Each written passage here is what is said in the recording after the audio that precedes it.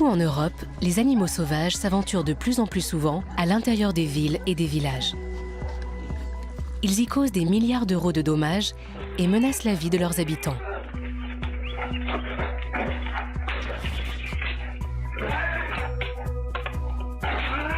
En Espagne et en France, des chasseurs combattent ces animaux avec des arcs et des flèches.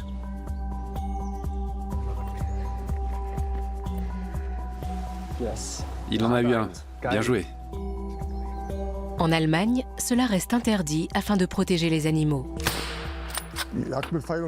Un arc et des flèches, c'est beaucoup plus silencieux qu'une carabine. Souvent associée à la maltraitance animale, la chasse à l'arc serait-elle la moins mauvaise des solutions?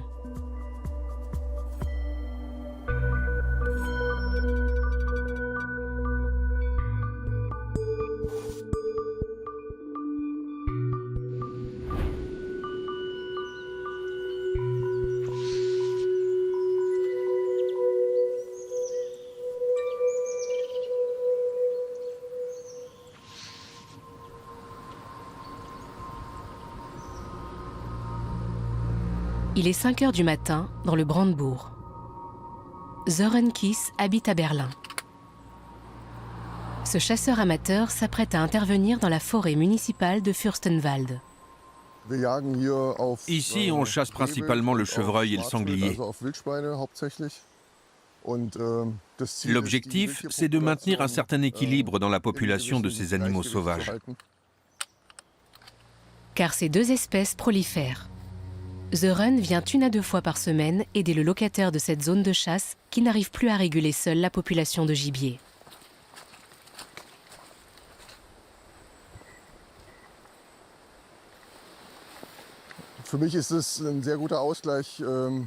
Je trouve que ça crée un bon équilibre avec le travail. Je suis dehors, j'observe la forêt. Ça m'aide à retrouver le calme, à être en harmonie avec la nature. Et bien sûr, ça fait aussi plaisir à la famille quand je ramène un morceau de gibier à la maison. Père de 5 enfants, ce directeur informatique de 50 ans tient à préserver l'équilibre de la nature. Des cerfs et des chevreuils en trop grand nombre dévorent les jeunes pousses dans ces bois mixtes du Brandebourg. Et la prolifération des sangliers pose de plus en plus de problèmes. C'est ce qui motive Sören à se lever bien avant l'aurore. Ce sont des jumelles thermiques. Elles permettent de voir les sources de chaleur dans l'environnement, quelle que soit la luminosité. Pour l'instant, rien ne bouge. Au bout de 2 heures d'observation en hauteur depuis l'affût, le jour commence à se lever. Aucun sanglier n'a pointé le bout de son museau.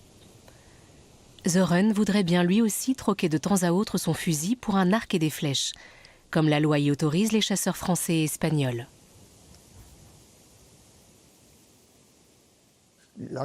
Un arc et des flèches, c'est beaucoup plus silencieux qu'une carabine.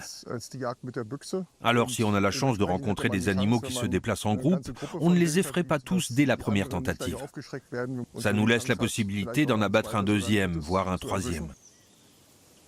Une détonation fait fuir le reste de la harde, qui n'osera plus s'aventurer près de l'affût de Sören avant plusieurs semaines. S'il n'est pas abattu par les chasseurs, le gibier s'introduit dans les villes brandebourgeoises environnantes. D'innombrables vidéos montrant des sangliers téméraires sont devenues virales sur Internet. En ville, il est interdit de les chasser avec une arme à feu.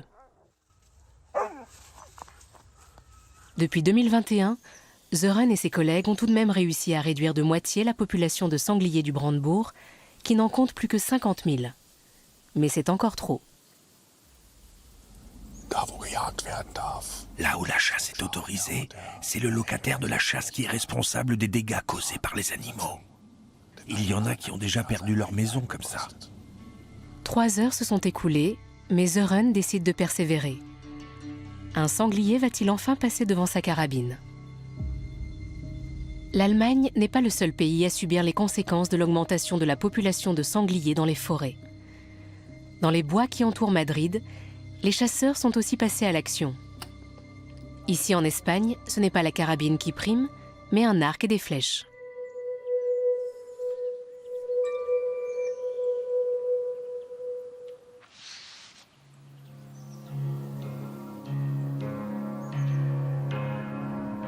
Javier Sintes dirige une unité spéciale qui rassemble 50 chasseurs formés au tir à l'arc. Depuis 12 ans, il tente d'empêcher les sangliers de pénétrer dans la ville et ses banlieues.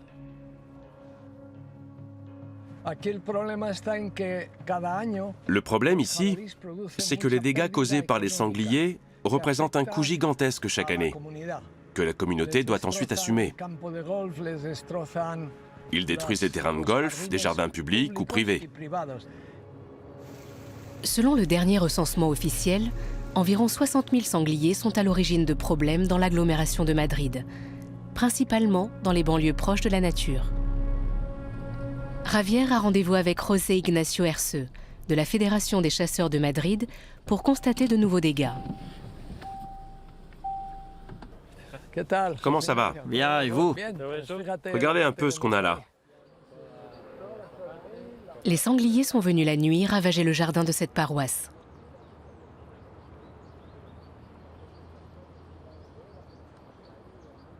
Vous avez vu? Ils ont tout labouré. L'argent que ça coûte chaque année. Habituellement, ici, les pelouses sont vertes et bien arrosées. Il y a plein de petits vers et toutes sortes d'insectes en dessous. C'est pour les manger que les sangliers fouillent la terre. Ils font ça pour survivre. Ils n'ont pas de mauvaises intentions.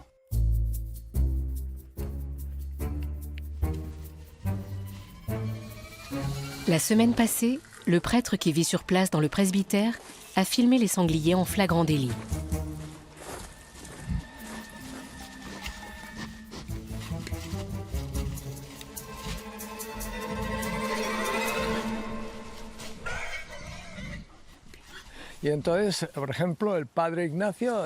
Une nuit, le père Ignacio est tombé. Il s'est fracturé l'humérus et a dû avoir des points de suture. Les chiens étaient surexcités parce qu'il y avait des sangliers et ils l'ont poussé dans l'escalier.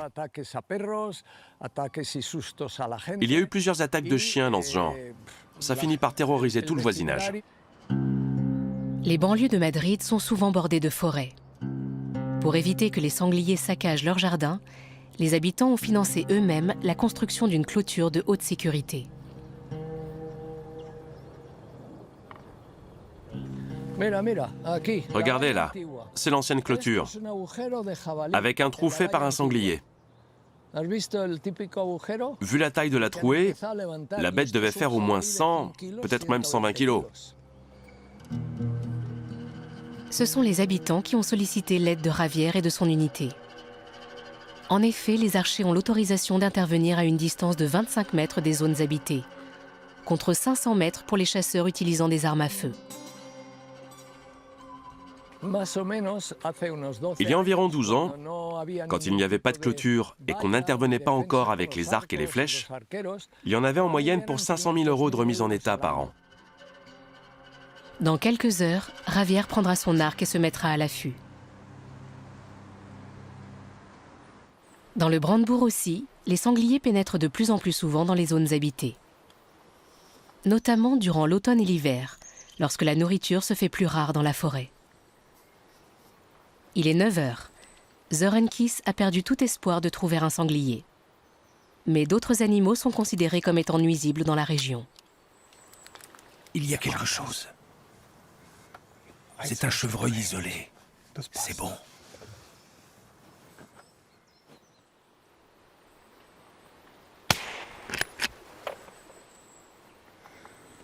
Je l'ai eu. Le faon s'est écroulé, même si Zoren n'a pas touché la zone cœur-poumon comme il l'aurait voulu.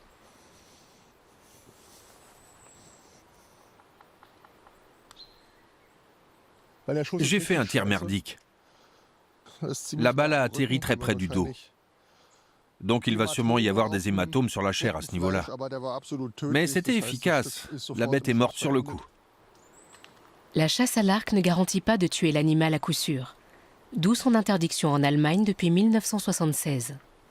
Malgré cela, Zoren s'apprête à passer un nouveau permis de chasse spécifique au tir à l'arc. Je trouve la chasse à l'arc formidable. J'espère qu'elle sera bientôt à nouveau autorisée. Son examen aura lieu dans quelques semaines. En Espagne, la chasse à l'arc n'est plus illégale depuis 1997. Javier Sintes a travaillé toute sa vie comme steward. Lorsqu'il a pris sa retraite anticipée il y a 12 ans, il est tombé sur une annonce du gouvernement local qui cherchait des chasseurs à l'arc bénévoles. Javier a toujours été fasciné par le tir à l'arc. Plusieurs heures avant de se placer à l'affût, il installe un appât. Je mets l'appât ici pour avoir une vue dégagée depuis l'arbre dans lequel je vais grimper. On est à une petite quinzaine de mètres de distance. Et je mets des pierres dessus pour que les sangliers soient obligés de les enlever. Sans ça, ce sont les oiseaux qui viennent picorer le maïs. La législation espagnole autorise l'utilisation d'appâts à base d'ingrédients naturels. Le maïs doux devrait attirer les sangliers vers le piège. Le chasseur se place pour tirer en surplomb. On tire toujours vers le bas. Comme ça, les flèches se plantent dans le sol et il n'y a pas de rebond. Ça évite de blesser quelqu'un. Et les odeurs sont moins repérables quand on est en haut. C'est pour ça qu'il faut toujours se percher. Un seul chasseur à l'arc ne peut pas, a priori, effaroucher l'ensemble du gibier et le faire fuir de la zone où il se trouve. Javier peut donc tirer sur les sangliers les plus proches sans effrayer ceux qui sont un peu plus loin, contrairement à un chasseur armé d'une carabine. Javier doit se couvrir entièrement pour éviter que sa peau claire ne soit repérée par les animaux dans la nuit.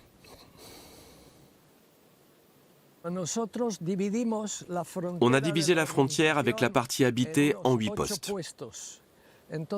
L'idée est de défendre cette zone urbanisée en faisant comprendre aux sangliers que par ici, c'est dangereux pour eux. Très dangereux même. Impossible pour nous d'utiliser des fusils dans ce périmètre. Les détonations provoqueraient la panique chez les habitants. Avec cette arme, le risque de tir accidentel est réduit. La flèche doit être placée délicatement, puis l'arc doit être bandé. Toutes les 30 minutes, Javier effectue des mouvements d'échauffement pour rester opérationnel malgré la fraîcheur de la nuit tombante. Dès que les rues se font plus calmes, les sangliers s'aventurent dans les banlieues madrilènes. Quand et où exactement ils apparaîtront, nul n'est capable de le prédire, pas même Javier. Au bout de 4 heures d'attente, les voilà enfin.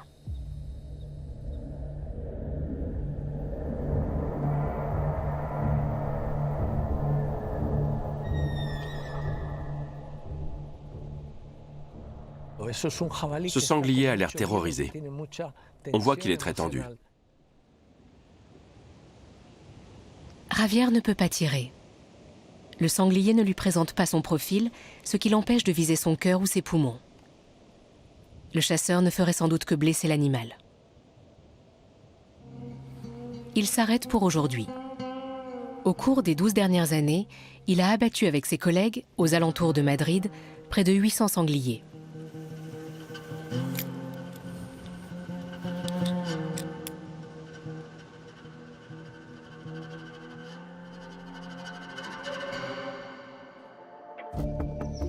Sur le terrain de la première association berlinoise de tir à l'arc, Sören Kies veut lui aussi se former au maniement de cette arme, bien qu'elle soit interdite à la chasse en Allemagne.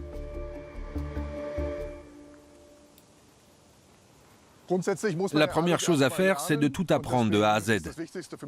J'ai tenu à me former à la chasse à l'arc depuis la base. Ces 6 derniers mois, Sören est venu s'entraîner presque tous les week-ends.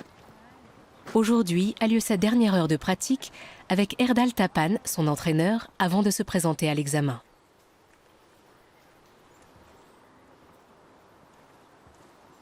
Hi, Sören. Ja, ich grüße dich. Grüß dich. Ah, Lange nicht gesehen, alles Ja. gut. Was machst du Ich freue mich schon. Je suis content qu'on se voit. Ja. Je n'ai pas pu m'entraîner autant que j'aurais voulu. C'est pas grave, on a tout le temps de se rattraper aujourd'hui. Depuis 15 ans, Sören détient un permis de chasse classique. C'est la condition préalable pour passer celui de chasse à l'arc. La formation coûte un peu plus de 200 €, examen compris. Der Bogen ist einfach, etwas L'arc est un outil ursprüngliches. ancestral. Und auf diese On Weise l'utilisait haben déjà il y a des milliers unsere d'années. Vorfahren vor vielen hundert Jahren Alors c'est un vrai plaisir de reproduire les gestes de nos ancêtres et d'avoir les mêmes sensations qu'aujourd'hui. Dans le jaune, c'est bien. L'entraîneur estime toutefois que des améliorations sont nécessaires. Sören a encore du mal à tenir en équilibre cet arc à mécanisme high-tech qui pèse près de 4 kg et coûte 1 millier d'euros. Attention au niveau à bulle. Voilà.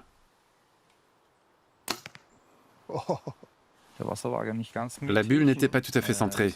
C'est pour ça qu'il y a eu un écart à droite. Tu me mets la pression. Mais non, tout va bien.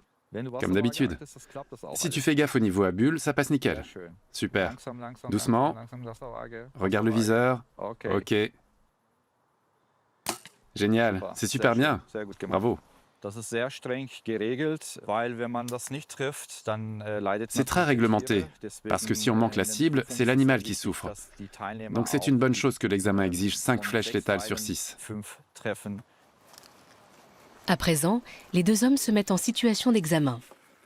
Erdal Tapan suit dans son enseignement les directives du programme international d'éducation à la chasse à l'arc, développé aux États-Unis dans les années 70, et qui fait figure de référence dans le monde entier en matière de formation.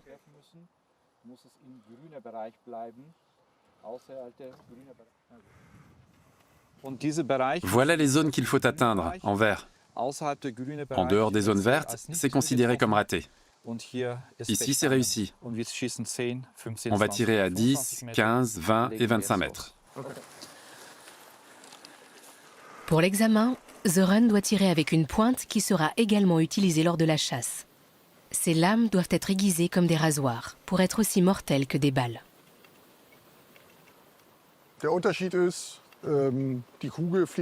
Une balle progresse à très grande vitesse. Elle va donc déchirer les organes de l'animal. Tandis qu'une flèche, qui est beaucoup plus lente, a une pointe à 2 lames tranchantes qui vont venir lacérer les organes et les vaisseaux sanguins. La zone que Sören doit toucher fait environ 10 cm sur 10. Vas-y, décoche. Les tirs sur courte distance sont maîtrisés avec brio. À 25 mètres, en revanche, toutes les flèches n'atteignent pas leur cible. Stop flèche. Oui, ça m'a l'air bien. Celle-ci est pile sur la ligne. Même si ça touche simplement la ligne, c'est considéré comme réussi. Pour l'examen, ça va être un peu juste comme résultat. Il faut encore que je m'entraîne d'ici la semaine prochaine. S'il réussit l'examen, Sören pourra chasser dans la plupart des pays de l'Union européenne. La chasse à l'arc est en effet interdite en Allemagne, en Autriche, en Irlande, au Luxembourg, aux Pays-Bas et dans une partie de la Belgique. Un interdit que ce chasseur allemand refuse d'accepter.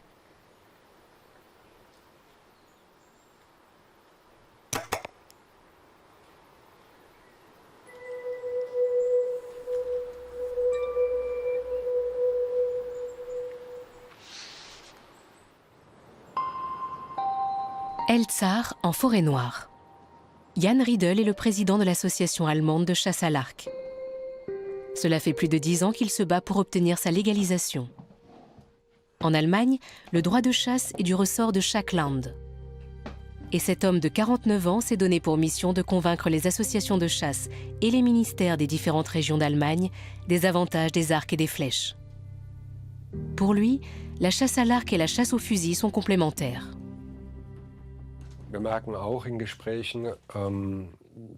Les politiques ont du mal à s'ouvrir à de nouveaux types de chasse.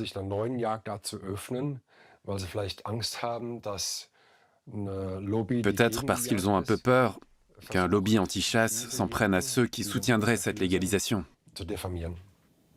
Selon Jan Riedel, la pression exercée par les organisations de protection des animaux a jusqu'ici fait échouer ses efforts pour obtenir une légalisation. Alors que des études menées au Danemark montrent que cette méthode est tout aussi respectueuse du bien-être animal que les autres façons de chasser, à condition d'utiliser des arcs à poulies et des pointes spécifiques. Ça a notamment du sens dans les zones urbaines. Il y a de nombreux endroits en Allemagne où les animaux sauvages prolifèrent de plus en plus. Et certains pays comme l'Espagne ou la France nous montrent l'exemple. La dernière tentative en date pour faire entrer la chasse à l'arc dans la loi a échoué en 2019 dans le Brandebourg. C'est le souci du bien-être animal qui a primé.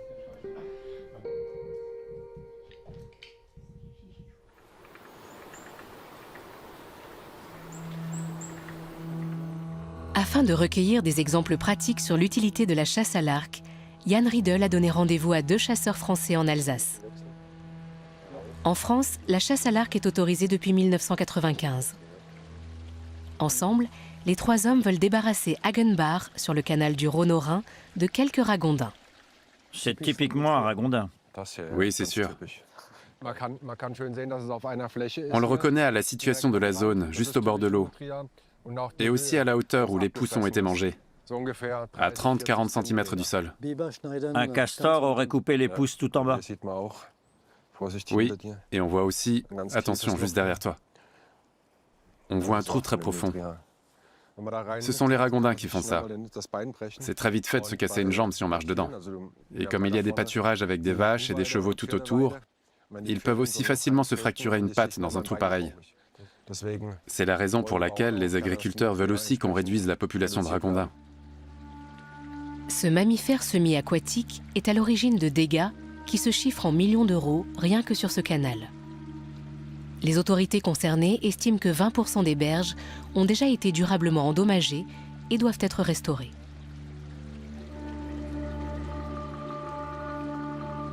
« 30 minutes après s'être mis en chasse, Jan et ses collègues repèrent un ragondin devant l'entrée de son terrier.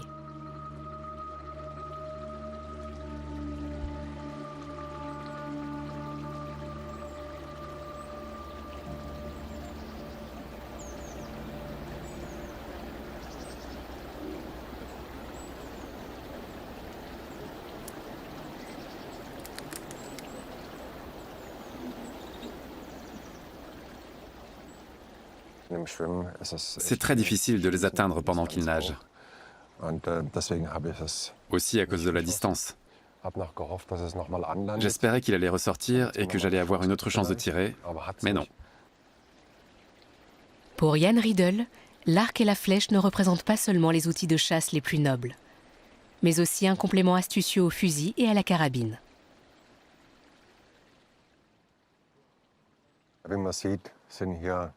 On voit qu'il y a des bateaux, des gens qui habitent juste à côté. Si on voulait réguler la population de ragondins ici avec une arme à feu, ce serait tout simplement trop dangereux.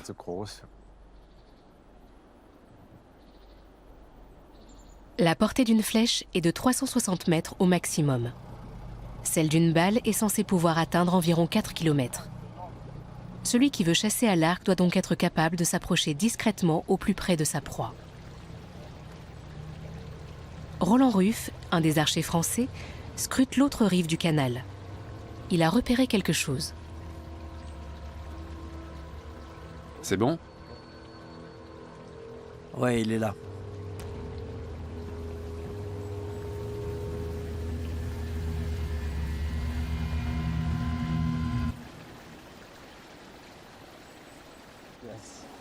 Il en a eu un. Super. C'est top.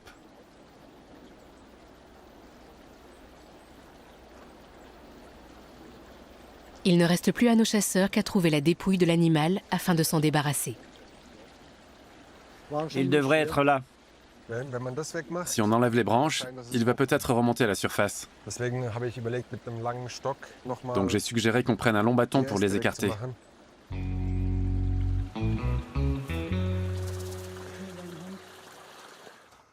De retour en Allemagne. Aujourd'hui, Søren Kiss passe l'examen pour son permis de chasse au champ de tir de Cottbus. J'ai bon espoir, oui. L'espoir, c'est ce qui meurt en dernier. La veille, le chasseur amateur a réussi haut la main la partie théorique avec 0 faute. Il a dû pour cela apprendre 114 questions par cœur, en autodidacte, à l'aide d'une application. C'est maintenant au tour de la pratique. 5 tirs sur 6 doivent toucher leur cible. Tu choisis la cible et la distance. Le tout, c'est qu'il y ait 3 tirs sur le chevreuil et 3 sur le sanglier. L'examen est organisé par l'Association allemande de chasse à l'arc. Le premier tir est réussi. Mais le deuxième manque sa cible de très peu.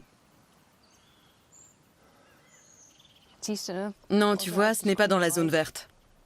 Trop vers l'avant. Mais rien n'est encore perdu. Sören ne peut plus se permettre la moindre erreur. Il réussit les tirs suivants, mais il a gardé le plus difficile pour la fin. Il doit tirer à une distance de 25 mètres.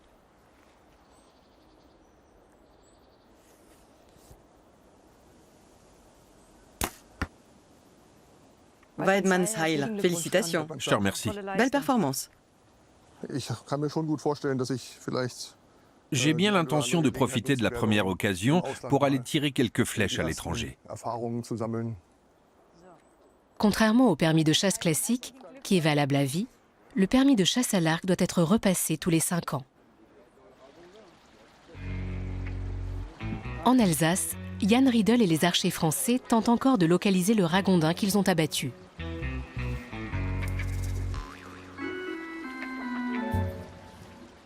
Il est allé nager plus loin ou il est resté là? Il est tombé dans l'eau. Attends, c'est lui ou c'est une racine? Non, c'est une racine, désolé. On l'a cherché un bon moment, mais on ne l'a pas trouvé. Pourquoi? On ne sait pas exactement. Ça arrive une fois sur 100. Les chasseurs veulent revenir le lendemain équipés de tenues étanches pour reprendre leur fouille sous le bosquet. Les 3 hommes s'apprêtent à rentrer lorsque Jan Riedel repère une famille entière de ragondins dans un pré.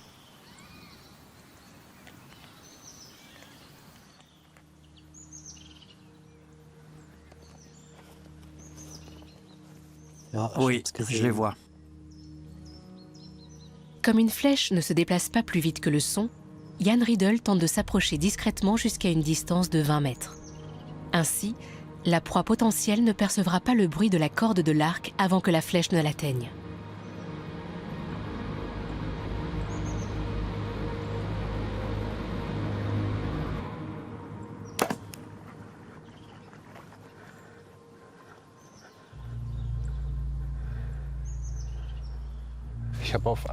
J'en ai visé un et je lui ai tiré dessus, alors j'essaie de le retrouver.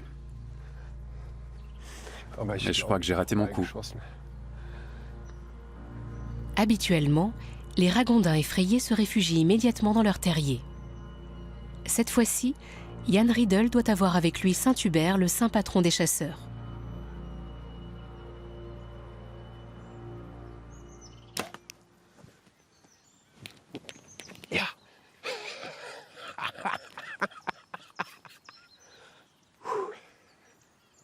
Oh là là, quelle peau! C'est vraiment génial quand ça se passe comme ça.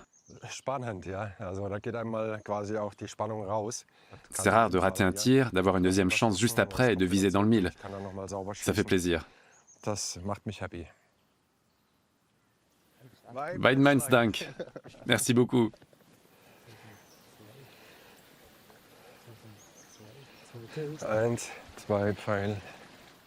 Afin d'éviter toute nuisance liée à leur décomposition, les chasseurs doivent ramener les animaux qu'ils ont abattus chez eux pour les consommer ou bien les confier à un centre d'équarrissage ou d'incinération.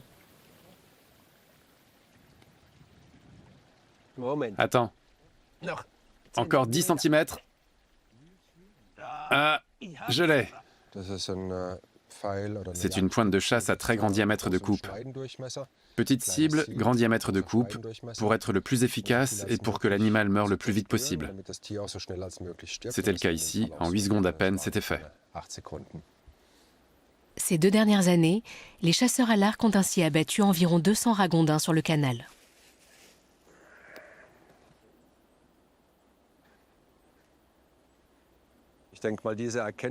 Je vais pouvoir parler de cette expérience en Allemagne et essayer de faire changer les mentalités, notamment en politique. Jan Riedel va envoyer un rapport sur la chasse aux ragondins à différents ministères régionaux d'Allemagne. Il espère qu'un jour prochain, il pourra enfin utiliser son arc pour chasser dans son propre pays.